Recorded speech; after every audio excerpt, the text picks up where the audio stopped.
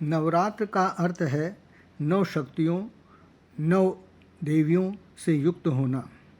कहा गया है नव शक्ति भी संयुक्तम नवरात्रम तद उच्यते।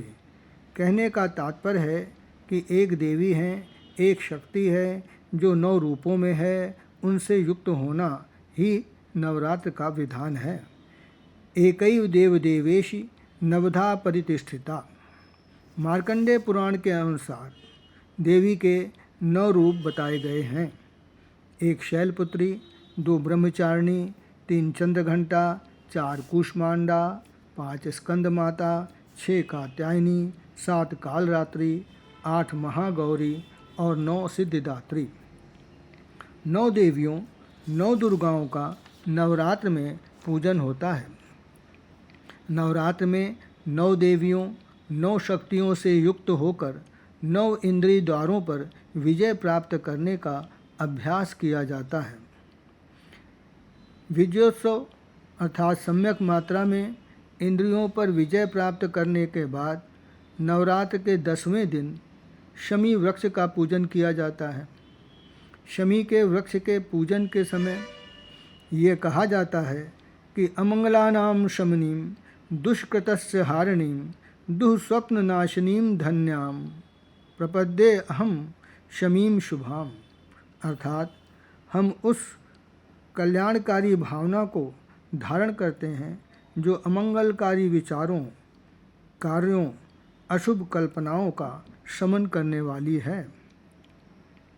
नवरात्र के अंत में सर्वमंगलकारी शक्ति से युक्त होकर यह प्रार्थना की जाती है कि या यात्रा शंकरस्य त्रिपुरविदहने खांडवे च अर्जुनस्य या यात्रा राघवस्य जलनिधितरणे सेतुबंधे समुद्रे या यात्रा वायुसूनो औषधिगमने च लक्ष्मणे शक्तिभिन्ने सा यात्रा सिद्धिदात्री भवतु मम गृहे सिद्ध सौख्य प्रदात्री।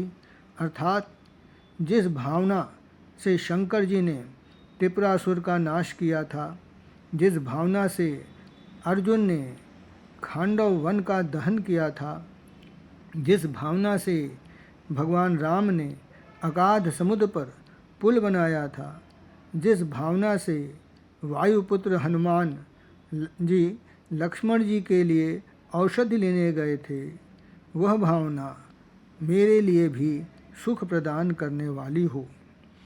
उक्त प्रार्थना से स्पष्ट है कि नवरात्र, राम कथा, अर्जुन कथा सबका एक ही उद्देश्य है। सबके द्वारा हमें वास्तविक सुख, शांति, आनंद, आत्मज्ञान प्राप्त करने का विधान बताया गया है। एकता के रूप में देखें तो हम देखते हैं कि नवरात्र की भांति श्री राम कथा भी 9 द्वारों, 9 ऋषियों, 9 शक्तियों, 9 नामों से युक्त है। राम की जन्मभूमि अयोध्या 9 द्वारों वाली है। अष्टचक्रा 9 द्वारा देवानाम पूर अयोध्या। अयोध्या के बारे में यह वर्णन अथर्ववेद में बताया गया है। अयोध्या भावनात्मक रूप से मानव मात्र के शरीर के 9 द्वारों, 2 आँख, 2 नाक, 2 कान, मुंह, लिंग और गुदा से युक्त है।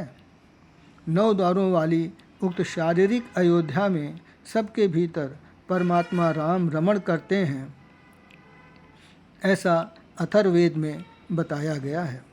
10 इंद्रियों द्वारा उत्पन्न होने वाले आसुरी भावों रावण का वही संहार कराते हैं।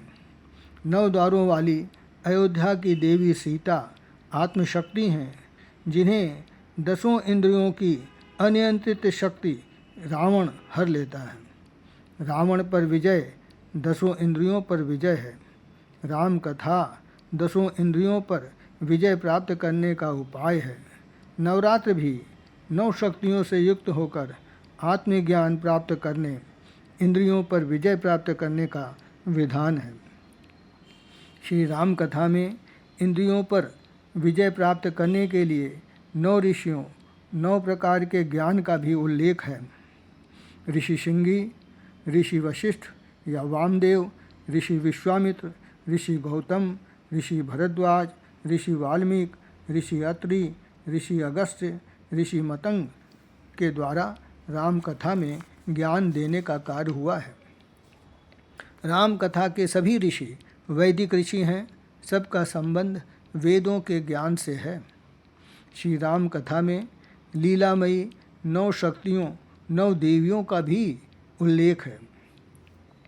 देवी शांता, देवी अरुंधति, देवी कौशल्या, देवी सुमित्रा, देवी कैकेयी, देवी अहिल्या, देवी सीता, देवी अनसुईया, देवी शबरी। इन 9 देवियों के द्वारा हमें आत्मज्ञान की प्राप्ति होती है। यही नहीं, राम कथा तारने वाले 9 प्रकार के नामों से भी युक्त है।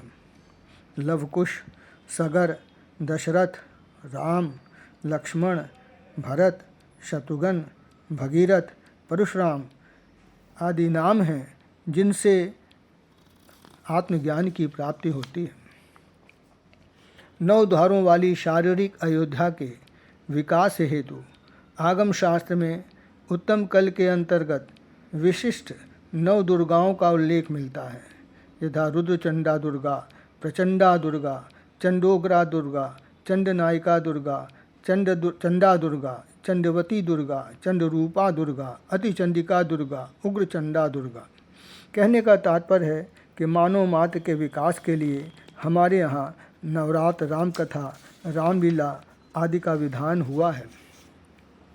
आवश्यकता है कि वेदों, उपनिषदों द्वारा बताए गए आध्यात्मिक ज्ञान को जानने का प्रयास किया जाए, जिससे हम सब का वास्तविक कल्याण हो।